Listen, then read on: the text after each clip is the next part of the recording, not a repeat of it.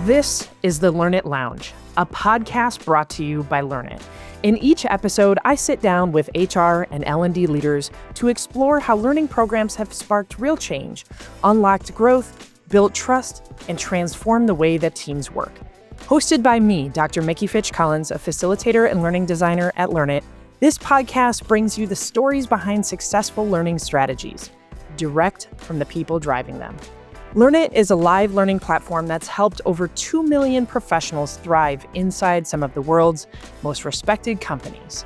If you're looking for a partner to help you do the same, our contact info is in the show notes. Welcome to the Learnit Lounge, where learning leads to measurable impact. Hi, everybody. This is Mickey Fitch-Collins, host of the Learnit Lounge, coming to you to talk about how to make your dashboards tell a story. Executives don't want reports. They want to have reasons to act. So we need to give them a story to move on, a story to act on, okay?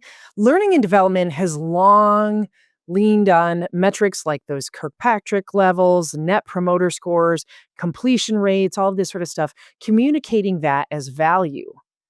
While that might feel familiar to a lot of us, it rarely lands with many other people, especially not with executives. The real question is, did they like it? Did they finish it? They're not asking those questions. They're not asking, was it a 4.79 or a 4.84 out of 5, right? What they want to know is, how did it move the business? Not, did it move the business? How did it move the business? Ash Panjwani reminds us that the most important metric is trust and confidence in senior leadership. It's not the completion of different training modules, okay? Keith Ferrazzi talks about storytelling as an engine of change. I love that phrase, engine of change. In his Open 360 model, peers don't just share feedback, they tell each other stories of growth and appreciation. And that approach really works with data too. We lead with narrative, we lead with stories, not with a bunch of noise and metrics and numbers. So I want you to try this. Try using this frame for your dashboards. What happened, which is the data, still important stuff. People like to see that number. So what, which is the insight. And now what, which is the decisions for the future. And don't forget to segment your audience. What a CFO wants to see is going to be different from what a VP of sales is going to need. Tailor your narrative to their world, to their business outcomes. I can remember a time, this was many years ago now, I shared a dashboard. I had put it together. It was so beautiful.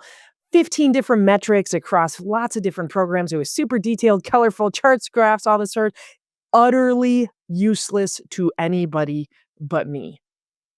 The turning point was one of those executives in the room pulled me aside and said, "Hey, I want to challenge you. I want you to distill that down to one single slide. And I want you to answer these questions. What changed? Why does it matter? And what do we do next?" And those 3 questions have changed the entire way that I tell stories in the future. That version led to 2 completely different pilots in 2 different departments being greenlit within the next 2 weeks. Not because the data was better, richer, more colorful, charts and graphs, animations, all that sort of stuff, but because I made a story that was clear. I had one slide for each, and it told everything that I needed to tell, because what I did was I turned that dashboard into a story. If your dashboard isn't sparking action, that means it's not done. Lead with the story, not with the spreadsheet. Translate those metrics into movement, and help the leaders see the problem and the possibility in what learning is going to do to drive the business forward. The goal of everything that we do isn't to create a whole bunch of reports. It's to catalyze people to act and move into the future.